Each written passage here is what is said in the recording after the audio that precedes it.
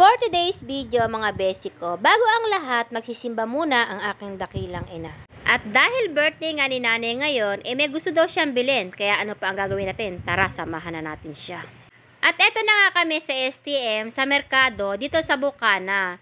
Nakakatuwa naman dito, ang sabi agad Ate Jubel, i-vlog mo naman kami. Nanonood daw siya ng mga vlog ko kaya thank you. Ayan nga pala si Joyce. Kwento ko lang mga besi, dito kasi ako kumukuha ng mga item na nag-online ako noon. Kung ano gusto mong bilhin, sabihin mo lang sa akin at bibiling ko dyan. Ganon. At tamaya-maya konti, sabi ni Joyce, Pogi, i-assist mo si ma'am. Hinanap ko yung Pogi. Nakshuta, Pogi pala ang pangalan. Kala ko pa naman talaga, Pogi. Charis. Nakakataba naman ang pusong bumili dito kasi sabi nila iba daw yung price nila sa akin. Ganon. At eto na nga yung munting hiling ni nanay para sa kanyang kaarawan. Ibili siya ng washing. Kasi yung washing nila luma na, nagaground na raw siya. Kaya kailangan niya ng bagong washing machine. Kasi naman mga besi, yung washing machine namin sa Kapalangan, noong atang maliliit pa kami. Charis.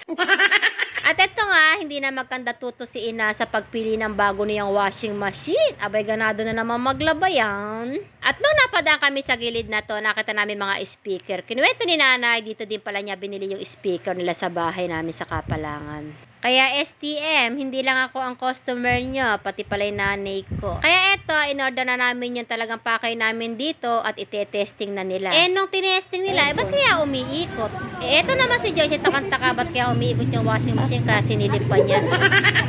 Kasi free. May free na Tuwan-tuwa ng aking nanay niya kasi may free na siya. Yun lang talaga ang habol ng nanay ko yung free Pero nagreklamo pa yan, bakit daw walang downy? At nung napakita na nga sa amin ng free, madali-dali na akong nagbayad. Thank you STM, more benta pa sa inyo, God bless. At pagkatapos namin sa STM, diretso naman kami dito sa Luz at may hiling na naman ang aking ina. Gusto daw niyang kumain na chicken mami na may chicharon. Dahil nga nagkasakit siya, kaya gusto niya yung may init na sabaw. Kaya ano pa gagawin natin? Tara, order na tayo.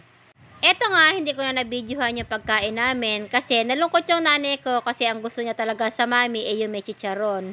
Kung alam ko lang, binili ko na lang ng berong. Hanggang dito na lang ang aking vlog. See you my next vlog. Thank you for watching.